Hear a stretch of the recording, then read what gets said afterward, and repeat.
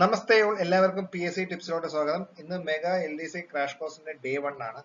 നമ്മൾ ഇന്ന് ഇവിടെ പഠിക്കാൻ പോകുന്ന ഗണിതശാസ്ത്രത്തിലെ സംഖ്യകളെ കുറിച്ചാണ്. അതായത് മാത്തമാറ്റിക്സിലെ നമ്പേഴ്സിനെ കുറിച്ചാണ് പഠിക്കാൻ പോകുന്നത്.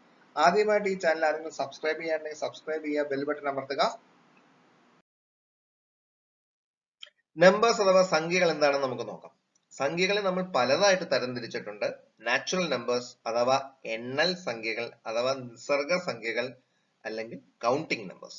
കൗണ്ടിങ് നമ്പേഴ്സ് എന്ന് പറയുമ്പോൾ നമുക്കറിയാം 1, 2, 3, 4 എന്നാണ് എണ്ണാനായിട്ട് ഉപയോഗിക്കുന്ന സംഖ്യകൾ. അതാണ് നമ്മൾ എണ്ണൽ സംഖ്യകൾ എന്നും നമ്മൾ പറയുന്നത്. ഹോൾ നമ്പറിനെ നമ്മൾ പറയുന്നത് എന്താണ്? അഖണ്ഡ സംഖ്യകൾ എന്നാണ്. അഖണ്ഡ സംഖ്യകൾ എന്ന് പറയുമ്പോൾ ഈ കൗണ്ടിങ് നമ്പേഴ്സിന്റെ കൂട്ടത്തിൽ 0 കൂടി കൂടുന്നതാണ് അഖണ്ഡ സംഖ്യ അല്ലെങ്കിൽ ഹോൾ നമ്പർ എന്ന് പറയുന്നത്. ഇനി ഈവൻ നമ്പേഴ്സ് എന്ന് പറയുന്നത് കേട്ടിട്ടുണ്ടോ? ഈവൻ നമ്പേഴ്സ് എന്ന് പറഞ്ഞാൽ ഇരട്ട സംഖ്യകൾ. ഇരട്ട സംഖ്യകൾ എന്ന് പറയുമ്പോൾ തന്നെ അറിയാം 2 കൊണ്ട് ഡിവൈഡ് ചെയ്യാൻ പറ്റുന്ന നമ്പറുകളെയാണ് ഇരട്ട സംഖ്യകൾ എന്ന് പറയുന്നത്. 2, 4, 6, 8 എന്ന് പറഞ്ഞാൽ അത് ഇൻഫിനിറ്റി വരെ അങ്ങനെ പോകും. അതേപോലെ തന്നെ നമ്മൾ ഓഡ് നമ്പേഴ്സ് എന്താണെന്ന് മനസ്സിലാക്കണം. ഓഡ് നമ്പേഴ്സ് ഒറ്റ സംഖ്യകളാണ്. അതായത് 2നെ കൊണ്ട് അല്ലെങ്കിൽ 2 കൊണ്ട് ഡിവൈഡ് ചെയ്യാൻ പറ്റാത്ത സംഖ്യയാണ് ഓഡ് നമ്പേഴ്സ് അല്ലെങ്കിൽ ഒറ്റ സംഖ്യ എന്ന് പറയുന്നത്. 1, 3, 5, 7, 9, 11 എന്ന് പറഞ്ഞാൽ അതും അങ്ങനെ ഇൻഫിനിറ്റി വരെ അങ്ങനെ പോകും. അപ്പൊ അഭാജ്യ സംഖ്യകൾ ഏതാണെന്ന് നോക്കാം. അഭാജ്യ സംഖ്യകൾ അഥവാ പ്രൈം നമ്പേഴ്സ് ഏതാണെന്ന് നോക്കാം. അപ്പൊ അഭാജ്യ സംഖ്യകൾ എന്ന് പറയുമ്പോൾ 2 ഘടകങ്ങൾ മാത്രമുള്ള സംഖ്യകളെയാണ് അഭാജ്യ സംഖ്യ എന്ന് പറയുന്നത്. ഫോർ എക്സാമ്പിൾ 2, 3, 5, 7, 11 പറഞ്ഞുകൊണ്ട് പോകും. അപ്പൊ 2ന് എത്ര ഘടകങ്ങളുണ്ട്? 1 ഉണ്ട്, പിന്നെ 2 ഉണ്ട് അല്ലെ. 7ന് 1 ഉണ്ട്, പിന്നെ 7 ഉണ്ട് അല്ലെ. അപ്പൊ നമുക്ക് ഫോർ എക്സാമ്പിൾ 9 നമുക്ക് എടുക്കാം. 9 എടുത്തു നോക്കിക്കഴിഞ്ഞാൽ അതിന്റെ അകത്തുള്ള ഘടകങ്ങൾ എന്താണ്? 1 ഉണ്ട്, 3 ഉണ്ട്, 9 ഉണ്ട് അല്ലെ. 1, 3, 9. അപ്പൊ എത്ര ഘടകങ്ങളായി? 3 ഘടകങ്ങളായി. അപ്പൊ അത് പ്രൈം നമ്പർ ആവുമോ? ഇല്ല, പ്രൈം നമ്പർ ആവൂല. അപ്പൊ ഏറ്റവും ചെറിയ അഭാജ്യ സംഖ്യ എന്ന് ചോദിച്ചു കഴിഞ്ഞാൽ നമ്മൾ അപ്പൊ ഉത്തരം പറയണം 2. ഇരട്ട സംഖ്യയായ ഏക അഭാജ്യ സംഖ്യ ഏതാണെന്ന് PSC ചോദിച്ചു കഴിഞ്ഞാൽ ആദ്യം ചാടിക്കയറി വീണ്ടും ഉത്തരം പറയണം എന്താണ്? 2. അപ്പോൾ 1ന്റെയും 100ന്റെയും ഇടയ്ക്ക് എത്ര അഭാജ്യ സംഖ്യകളുണ്ട്? 25 അല്ലെ. അപ്പൊ 1ന്റെയും 50ന്റെയും ഇടയ്ക്കോ 15. അപ്പോ 50ന്റെയും 100ന്റെയും ഇടയ്ക്ക് എത്ര ഉണ്ട്? 25 മൈനസ് 15, 10. അപ്പൊ 50ന്റെയും 100ന്റെയും ഇടയ്ക്ക് എത്ര അഭാജ്യ സംഖ്യകളുണ്ട്? 10 എണ്ണം. 90ന്റെയും 100ന്റെയും ഇടയ്ക്കുള്ള ഒരേ ഒരു അഭാജ്യ സംഖ്യയുള്ളൂ. അതാണ് 97. ഏതാണ്? 97. അപ്പോ നമുക്ക് കോമ്പോസിറ്റ് നമ്പേഴ്സ് അല്ലെ, കോമ്പോസിറ്റ് നമ്പേഴ്സ് അല്ലെങ്കിൽ ഭാജ്യ സംഖ്യകൾ ഏതാണെന്ന് നോക്കാം. അപ്പൊ കോമ്പോസിറ്റ് നമ്പേഴ്സ് എന്ന് പറഞ്ഞാൽ ഭാഗിക്കാൻ കഴിയുന്ന സംഖ്യകൾ എന്ന് നമുക്ക് പറയാം. ഇപ്പൊ 2ൽ കൂടുതൽ ഘടകങ്ങളുള്ള സംഖ്യകളെയാണ് ഭാജ്യ സംഖ്യകൾ എന്ന് നമ്മൾ പറയുന്നത്. ഫോർ എക്സാമ്പിൾ 4, 6, 8, 9, 12, 14, 15 എന്ന് പറഞ്ഞാൽ അത് ഇൻഫിനിറ്റി വരെ അങ്ങനെ പോകും.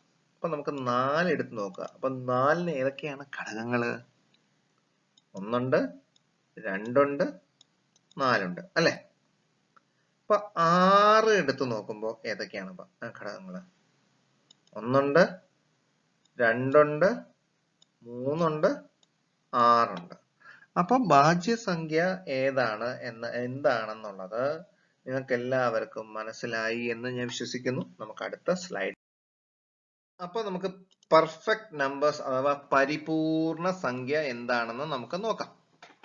അപ്പൊ ഒരു സംഖ്യയുടെ ഘടകങ്ങളുടെ ആകെ തുക ആ സംഖ്യയുടെ ഇരട്ടിയാണെങ്കിൽ ആ സംഖ്യയെ എന്ത് വിളിക്കും? പെർഫെക്റ്റ് നമ്പേഴ്സ് അഥവാ പരിപൂർണ സംഖ്യ എന്ന് വിളിക്കും അല്ലെ.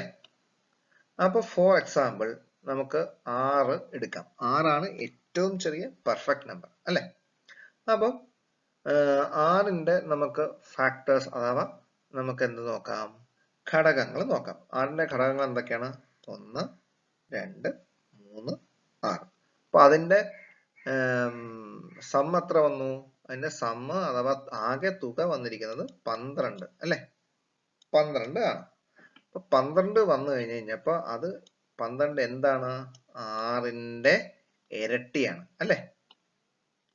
അതേപോലെ തന്നെ 28 വരുമ്പോഴത്തേക്കും 1, 2, 4, 7, 14, 28.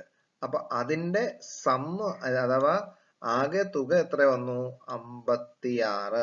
56 എന്ന് പറയുമ്പോൾ 28ന്റെ ഡബിൾ ആണ് അല്ലെങ്കിൽ ഇരട്ടിയാണ്. അപ്പൊ നിങ്ങൾക്ക് ഈ പെർഫെക്റ്റ് നമ്പേഴ്സ് എന്താണെന്ന് മനസ്സിലായി എന്ന് ഞാൻ വിശ്വസിക്കുന്നു. അപ്പൊ പൂർണ്ണസംഖ്യ അല്ലെങ്കിൽ ഇന്റിജർ അല്ലെ? പൂർണ്ണസംഖ്യ അല്ലെങ്കിൽ ഇന്റിജർ എന്താണെന്ന് നമുക്ക് നോക്കാം. പൂർണ്ണസംഖ്യ അല്ലെങ്കിൽ ഇന്റിജർ എന്താണെന്ന് നമുക്ക് നോക്കാം. അപ്പോ നെഗറ്റീവ് സംഖ്യകളും പൂജ്യവും പോസിറ്റീവ് സംഖ്യകളും ചേർന്നാൽ അതിനെ പൂർണ്ണസംഖ്യ എന്ന് നമ്മൾ പറയുന്നു.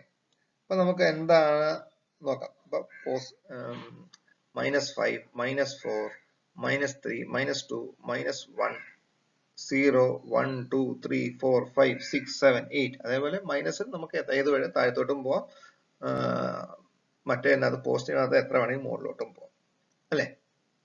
അപ്പൊ ഇതിന്റെ അകത്ത് -1 ആണോ -2 ആണോ വലിയ സംഖ്യ? -1. -5 ആണോ 0 ആണോ വലിയ സംഖ്യ? 0 ആണ് വലിയ സംഖ്യ. അപ്പൊ എല്ലാ പൂർണ്ണ സംഖ്യകളും കൂടിയിട്ട് ഗുണിച്ചാൽ എന്ത് കിട്ടും? 0 അല്ലെ? കിട്ടും. അപ്പൊ ഇപ്പൊ നിങ്ങൾക്ക് എല്ലാവർക്കും ഇന്റിജർ അല്ലെങ്കിൽ പൂർണ്ണസംഖ്യ എന്താണെന്ന് മനസ്സിലായി എന്ന് ഞാൻ വിശ്വസിക്കുന്നു. അപ്പൊ നമുക്ക് റാഷണൽ നമ്പേഴ്സ് അഥവാ ഭിന്നകങ്ങൾ എന്താണെന്ന് നമുക്ക് നോക്കാം.